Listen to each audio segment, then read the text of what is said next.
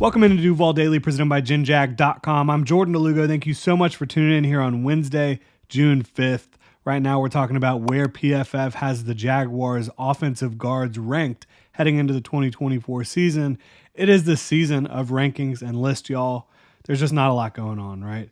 You do have, obviously, voluntary OTAs, but when it comes to the Jaguars, we're only out there once per week. Mandatory minicamp will kick off next week. As per usual with Doug Peterson, most veterans will be given off mandatory minicamp. They will not be required to attend. So next week, there will be some more on-field action for us to break down for you here. But as of now, we're not out there on the practice field. We were out there on Monday. You can go check out that recap if you want to hear what we saw. But overall, again, it is the season of rankings and lists. And PFF has been dropping positional grades, rankings, I guess you should say, hot and heavy every single day pretty much. They just dropped their top 32 guards, and both the Jaguars starters are currently actually in the top 25. So that's pretty cool. There are 64 starting guards in the NFL. So Pro Football Focus views the Jaguars situation at guard as a pretty darn good one, with both starters being in the top 25 overall. They start with Brandon Scherff at 17. We will take a look at it here, but if you enjoy the content, please like, subscribe, hit that notification bell. You can also check out genjag.com/shop, pick up some new Duval gear like our brand new Kings of the Jungle tee drop. You can get the pre-order on that right now. You can also become a channel member here on YouTube. So again, Brandon Scherff at 17 overall. This is what they had to say. Scherff rolled back the years in 2023 after allowing 6 sacks in 2022. The former commander struggled to stay healthy in 7 years with Washington, but was consistently one of the best guards in the NFL when on the field. His 67.3 PFF overall grade the past year was relatively modest, but it still ranked 20th among guards. Scherff's pass blocking grade was excellent at 78.7, top 5 at the position, and he allowed the 4th lowest pressure rate in the NFL at 2.5%. So yeah, Brandon Scherff, I think they're on the money with their assessment of him right now. He's been durable for the Jaguars, which he was not in Washington. He's been a leader. He's been a captain for this offensive line. Been very good in pass pro overall in Jacksonville, which is obviously the name of the game. This Doug Peterson offense with Trevor Lawrence running the show, it's a pass-first offense. Yes, you want to get the run game going a little bit better. The entire offensive line has struggled to run block at times, so that's more of a group issue.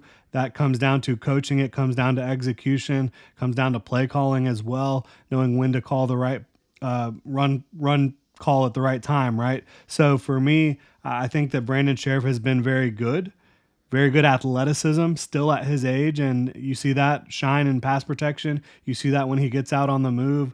I think he's poised for another solid year based on what we saw in 2023 and how he's looked so far. Doesn't look like he's hit a drop-off point, from a physical standpoint. Has he been a top 5 guard since joining the Jaguars? No. But he's been good at protecting the investment. He's been good at protecting Trevor Lawrence, especially in 2023. So I think you can feel very good about Brandon Scherff as one of your starting guards heading into the 2024 campaign. Then at 24 overall, you have Ezra Cleveland. And this is what PFF has to say about him. Cleveland was traded to the Jaguars midway through the 2023 season to solve the team's interior offensive line issues, but he struggled. His 46 PFF grade overall in 7 games with Jacksonville was poor, but Cleveland showed more of his stuff with the Vikings in the first 6 games of the season, earning a 73.8 grade. The Jaguars gave Cleveland a 3-year, $24 million deal this offseason, so they're betting on him to find his footing in year 2 with the team.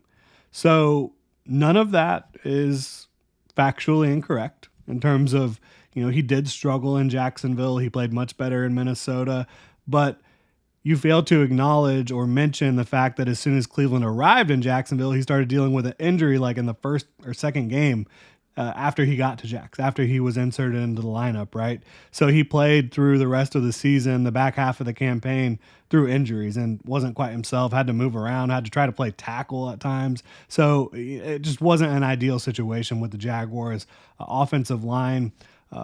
You talk about chemistry and continuity along the offensive line. Everyone always talks about it. The Jaguars simply didn't have it. Then you try to insert Ezra Cleveland into the lineup. He immediately gets hurt, has to try to play through injury. Walker Little's trying to play through injury. Cam Robinson goes down after he was suspended the first 4 games of the year. So the left side was a revolving door. And then you also have the issue of playing next to Luke Fortner, who was the worst starting center in football last year. It looked like to me, both Brandon Scherff and Ezra Cleveland on a lot of downs were just trying to make sure that they were giving Luke Fortner help.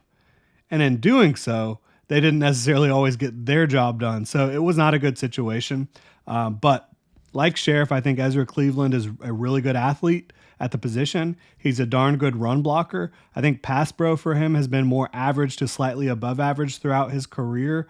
But I think that when you talk about having 2 players that, are very, very solid starters at their positions, Brandon Scherff being an excellent pass blocker, Ezra Cleveland being a very good run blocker, and both of them being excellent athletes at guard, you can feel pretty good about that. And now you might say, top 25, it's really not anything when there's only 32 teams in the NFL. But again, there are 64 starting guards in football. At right guard, Scherff ranks in the top 10, according to PFF. 10th overall at right guard. So he's a top 10 player at his position. Then you talk about Cleveland at 24 overall. He's also top 10 at left guard. So both of these guys they kind of view as the back end of the top 10. You have 2 top 10 players at your position. That's pretty darn good, right?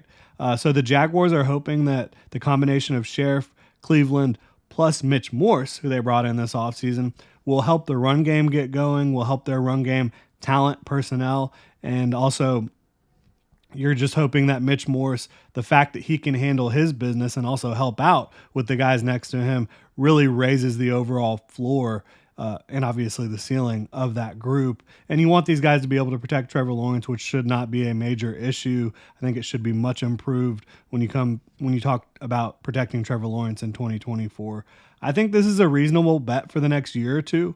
Long term, it's more murky for the Jaguars' interior offensive line.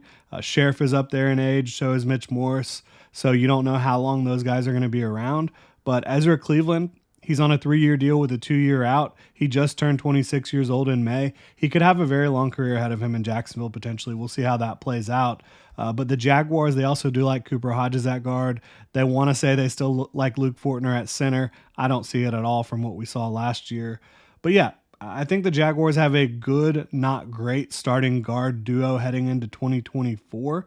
A very good interior offensive line overall, including Mitch Morse. We will see where PFF ends up ranking Mitch Morse among centers probably in the coming days. But yeah, PFF has Ezra Cleveland as a top 10 left guard, Brandon Scherff as a top 10 right guard. I would love to know what you guys think, right? I know that Cleveland has been maligned. I know fans weren't super stoked about him being brought back. I know a lot of people wanted the Jaguars to move on from Brandon Scherff this offseason. I wasn't among them. I thought Brandon Scherff should stick around. Anytime you have a player at guard who is that good at protecting the investment, protecting Trevor Lawrence, I want to keep him around. And the fact of the matter is this is a top 5 guard when it comes to pass protection in the NFL. I think you can say that pretty comfortably over the course of his career. And the other thing here, when you talk about guard play and interior offensive line in general, the interior of the offensive line, they have the toughest job when it comes to pass protection in terms of if they get beat, their guy is immediately in the quarterback's face. And so you want to make sure you have a sturdy interior offensive line because that's the hardest pressure for a quarterback to deal with, right? If you've got edge pressure, the quarterback can step up, they can move around the pocket, they can roll out and potentially be able to still make a play within structure, avoiding the edge pressure. If you've got pressure screaming up the middle, it is much more difficult to deal with. So I think the Jaguars have done a good job investing in this group for 2024 and making sure that Trevor Lawrence is going to be able to stay upright. But again, would love to know what you guys think. Drop your comments in the comment section below. If you enjoy the content, please like, subscribe, hit that notification bell. You can also check out genjag.com/shop, pick up some new Duval gear, become a channel member here on YouTube. Y'all have a good one.